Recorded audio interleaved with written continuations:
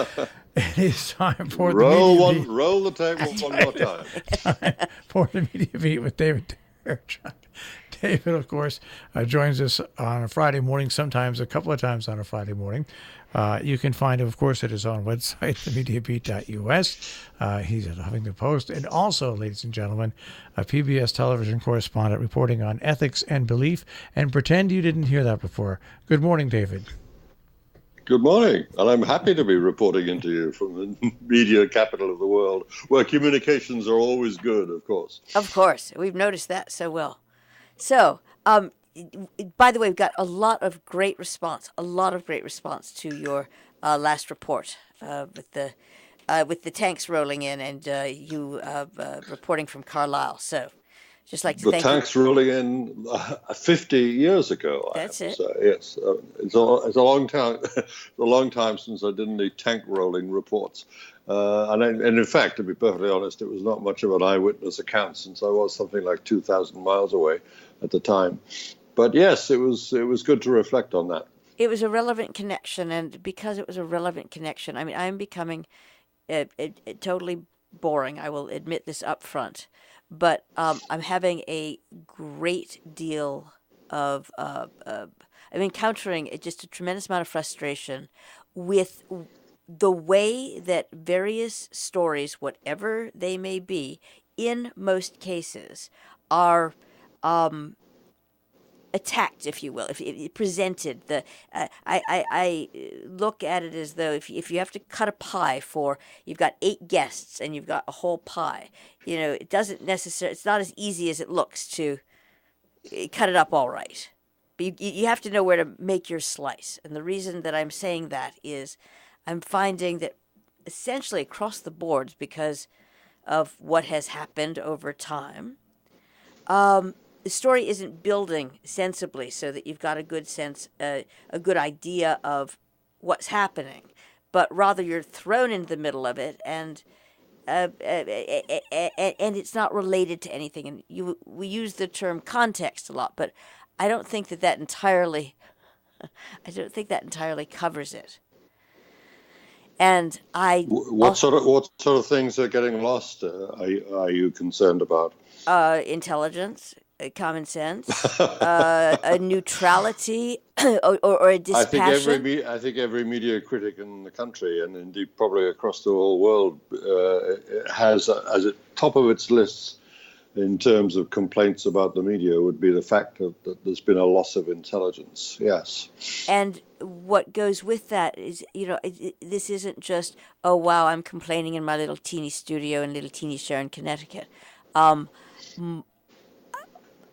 In this past week, I would say 4 people who have consumed news with relish have thrown in this just, hey, I don't want little Johnny the reporter's opinion at the beginning of like how difficult it was for him to get to the place where he's doing the story.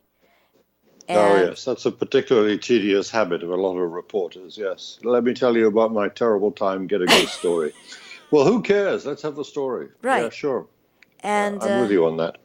And again, I don't know what to do about it, because it looks like, the biggies at least are all reporting the same thing with the same, from the same perspective.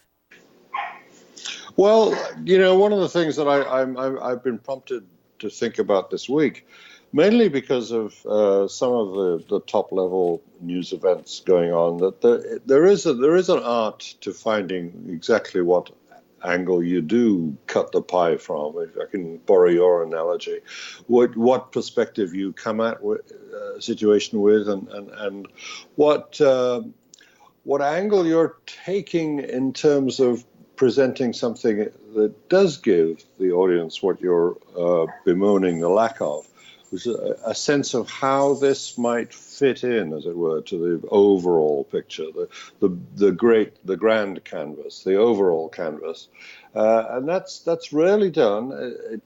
But what I think it might be worth doing, certainly in the context of what we can do, emanating from Sharon, Connecticut, is just pick on examples of how well it can be done on occasions.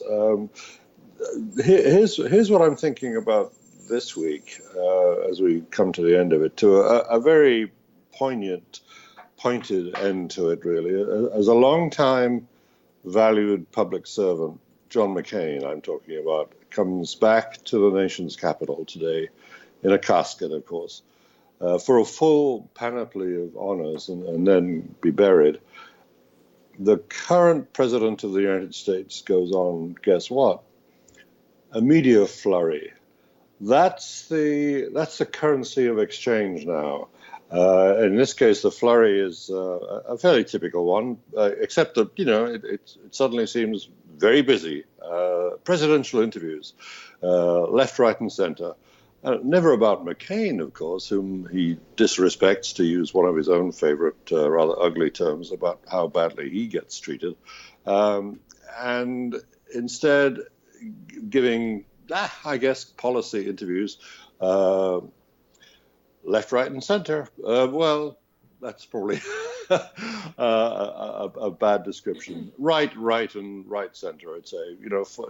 Fox and Bloomberg News, and we see in these interviews an almost desperate attempt to wrestle back the nation's attention. I think we know it's been very well established over the 2 years we've had this now that this current president of the United States can't stand attention being diverted from him and devoted to something else, particularly not something else which is remarkably different from himself. I mean, the one of the messages coming loud and clear through the whole experience, the nation's experience of John McCain's death, is how different the two individuals are, John McCain and Donald J. Trump. And not only were the media interviews, and by the way, in those interviews we learned that his own attorney general is not going to get fired. Oh, this is the latest thing. I think the head of Jefferson Sessions can rest a little easy now, do you think? Or is the fact that the president says that he's not going to fire him now means that, well, he is going to fire him? Well, probably not until after the midterm elections. But you get my point, that here is the media falling into what reporting is on clearly themselves, designed as an ego exercise by the chief executive, and that's the last thing we want the media to do. But you mentioned comparing the character and the body of Donald Trump and John McCain, and what is being lost in translation and over glorified. First of all, the media is glorifying John McCain as a saint. He's not a saint. He was a crafty politician who was true an American hero because he fought in war. He was a POW and he came back, and then he decided to take the rest of his life and go into public service. And I know folks are going to laugh at me, but representing your state in government is public service at its almost highest level. And you could do what I did, which is agree with what John McCain's policies are about 15 to 20% of the time. But I would still get a joy seeing the man do something he really loved, which was be in politics, helping America, and also his constituents and people. He was genuinely a happy man. If you take a look at every picture of Donald Trump outside of his rallies, he is not a happy man. He is not an enjoyable man. He does not come off the helicopter or the presidential plane with a smile. The only place he really smiles and feels happy are in his rallies. And it's just so obvious that the difference between the two people is absolutely sure. And in addition to these interviews, of course, there was also, excuse me, a very typical Trump rally in Trump country in Indiana. And yes, indeed, it was a vast exercise in ego boosting for the president. At the end of it, we have it on good authority that his staff told him that the audience at this particular rally was the greatest, the biggest audience he's ever had in one of these post-election rallies. I wonder if that's true. But here's what I want to ask both of you, because it's funny that everything you know, what is the most amazing thing about this man as president and the press is that everything has become a comparison to him. Everything. Because he makes it that way. He compares himself So to this everybody. was the question that I wanted to Yeah, ask. the problem is that the media goes along with That's that. what was my question, because yeah, I had a feeling it might be. yeah, really, because simply, I mean, yes, 24 hours. If Oscar Wilde, comparisons are odious, and yet. But how can you not compare him when he? So this was my question to David. All right, so you've got the McCain. How can you not?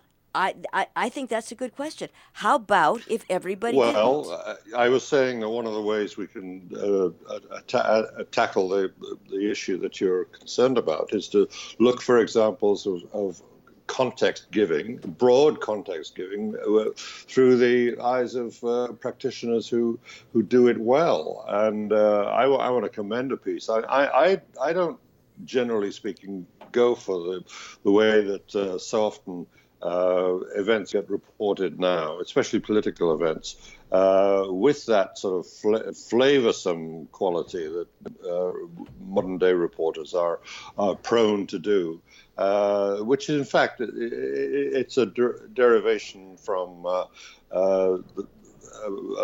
pretty long-standing practice of doing what we call colour reporting, and I like it when things get pretty well stripped down, and we get, you know, in the words of Sergeant Friday, just the facts, man, just the facts, but with a sense of how this does place the event being reported on in the broader context which we're all anxious to have explained to us or have illustrated for us in a way that is telling.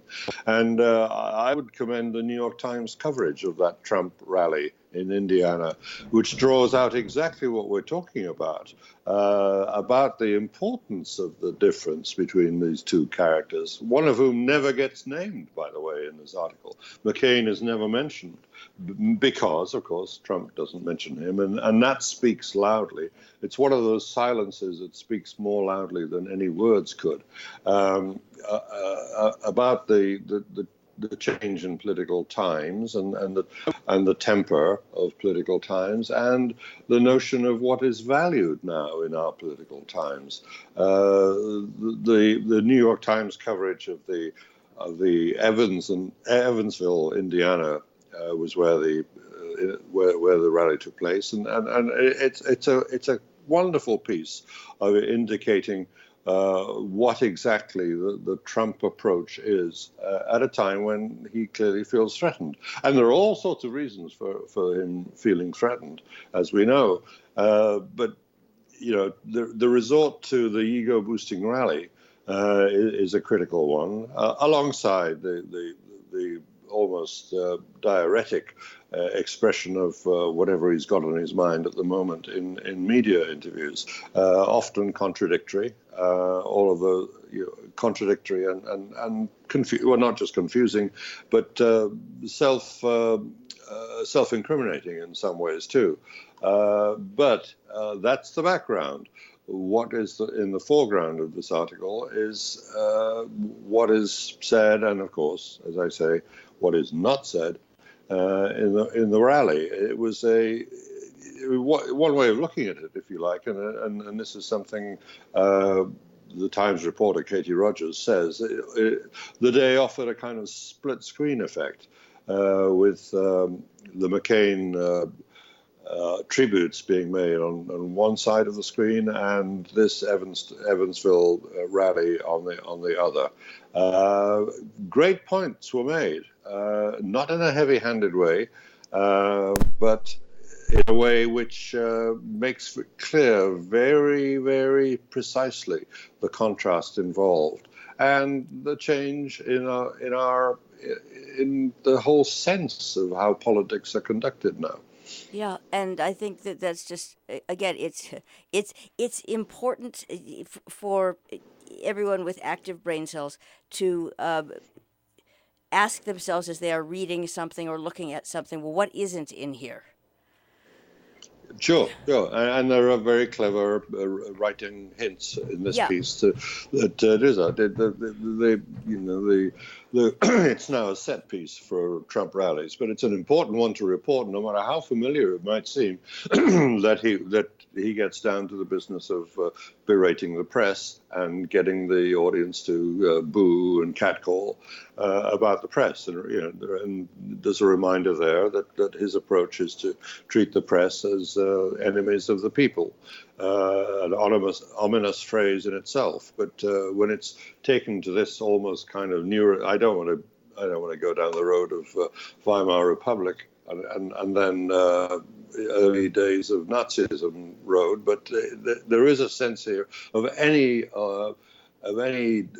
incipient dictatorship needing to rally people in a hysterical way, and that's what's going on in many of these rallies. And then the other aspect, unfortunately, not having to do with the rally per se, but having to do with the way the information is presented, is because when something happens that doesn't favor whichever side you're listening to, isn't reported upon, it makes it really imbalanced, because you end up actually dividing people.